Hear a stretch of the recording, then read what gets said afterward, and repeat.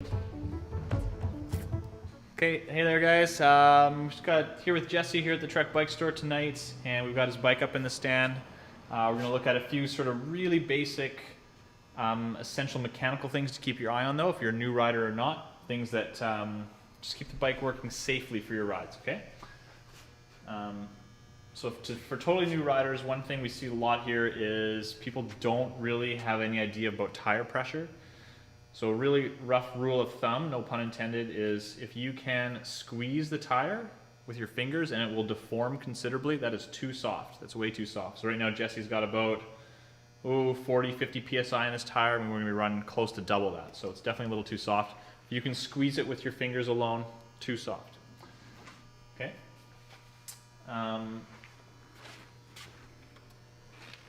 Another key thing to keep your eye on, obviously, brakes. So brake pads, which are sitting here inside the caliper. There are wear lines on them. I don't know if you can see that on camera, but there is a line running down the length of the pad here, right where this tool is. So when the pad wears down to that line, they are done. They are time to replace them. If you run them too much beyond that, you'll start to damage your rim actually.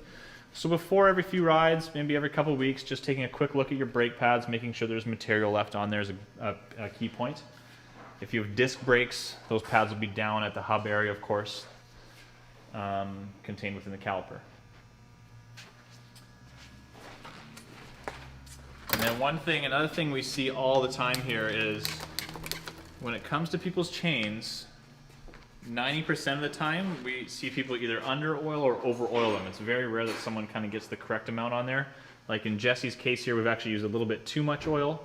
There's a lot of excess kind of coating the bike, which we don't want. That just attracts debris and grit from the road. So you want to have a little bit, you want to clean out a bit better than that.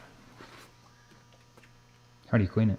Well, we'll show you a quick, basically for everyone taking care of their own bikes, when you're done a bigger ride, or especially after a wet ride or rainy ride, you want to have your oil. Now, the best time to put oil on is after a ride. So what you want to do, you finished your ride, you've got home, get the bike in the garage or wherever it lives, get your oil bottle, start moving the chain backwards, and start putting some oil on that chain. Drip, drip, drip, drip. Does not need a lot. Okay, so if I was just topping this chain up, that's about all I would use, just that few seconds. I'm going to keep the chain moving just for a minute, just to work oil in between the plates. Okay, so now I'm going to go away. I'm going to walk away for a minute, take my kit off, whatever, throw my shoes in the house. After that oil has sat on the chain for a minute and really worked its way in between the plates of the links, then I'll come back to it with a rag, and we're going to take off as much as we can. So the thing that Jesse's done here, he's done a good job of oiling his chain, but he's not taken the lubricant off when he's done with it. So that's why we're starting to collect a lot of debris here and get really dirty. So now what I'm going to do is take a rag. Same thing, I want the chain to be moving backwards. I can do this by just leaning the bike up against something. Of course, you don't need a stand. We're just going to wrap the chain with a rag and try and take off as much of that oil as we can now. If you see just a thick blotch of oil, it's still too much. You want to keep going until it starts to appear a little more faintly on the rag.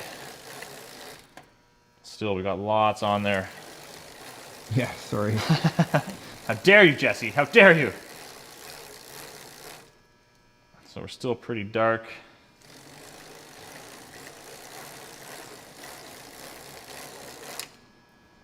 Still pretty dark. I put a lot of oil on. Yeah, that's all right though. Better than not oiling at all.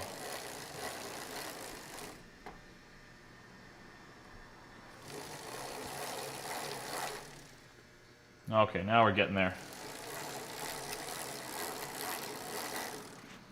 So there we go. Now it's starting to appear a little bit more faintly on the rag as opposed to when we first started. And the chain looks a lot cleaner now. Not nearly as much oil coming off it now. So another rough rule of thumb is if you rub your finger along the chain, if you can see two distinct lines from each side of the chain, that's pretty close to well oiled. If you just have one thick solid blotch of oil, it's too much. So we're getting there now.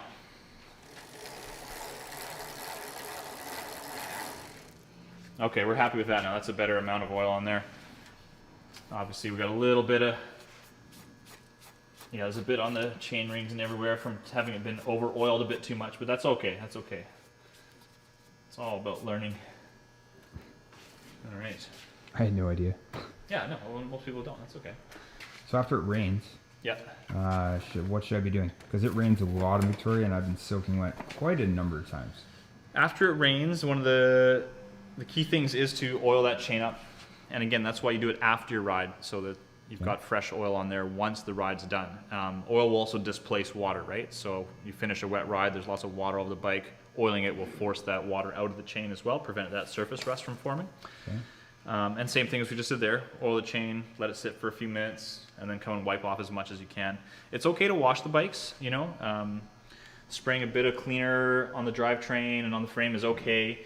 What you want to avoid is really high pressure, so don't sit with your pressure washer just blasting the bottom bracket area or the cassette area. You're gonna get water in behind the seals of the bearings and you will shorten their lifespan. It's better to get your cleaner on the bike, and then with a nice brush and a hose, it's okay to rinse them off, but you don't want to sit there with really high pressure. We use a pressure washer here, but that's before we're about to tear a bike down and really work on it thoroughly. So, the other thing I had is when I'm riding really wet terrain, I find that it's incredibly hard to brake. Is there it just slides in a way? Yeah. Is it just because the brake area, maybe it's the tires are really? No, that's just rim brakes on road bikes in the wet. Okay. So if it's wet out, you want to. Anything I can do to help that? You can improve it a small amount with different brake pad compounds and things like this, but the big thing in the wet is just realize your stopping distances are 20% longer, 30% longer. If you have a newer bike with hydraulic disc brakes, those stopping distances are not nearly as bad. They work amazing in the wet. But that's just a kind of a function of rim brakes. You just got to be aware that it's going to take that much longer to stop. Okay. And then another good thing to check on before you head out for your rides is your headset. We see a lot of people running around with loose headset bearings. So how you check that is take your thumb and forefinger, place it over both the first cup of your headset stack assembly and the frame, hold the front brake, and then try and rock the bike forwards and backwards. If it's loose, you'll feel a knocking as this top cap moves independently of the frame. If it's all snugged up, you won't get any movement at all. So that feels good. Jesse's bike here is nice and adjusted properly, still moving freely. That's another thing we often see newer riders not noticing. Obviously, quick releases as well. We do see a lot of people coming with these loose. Just make sure they're snugged up. See, that's a little bit loose there. Should be difficult to close, but not impossible. So you have to put a little bit of force into it. Shouldn't pop. That's pretty good now. Shouldn't come apart too easily. Yeah, and then of course, before most rides, you're going to want to check your tire pressure, especially on a road bike. There's such low volume tubes that they do lose a fair bit of their pressure relatively quickly. If it's been a week and you're heading out, check your tire pressure. So Jesse was down to around 50 psi there. Now we're up to just over 90.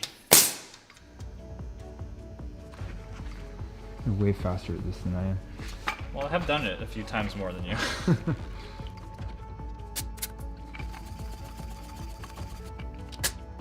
There we are.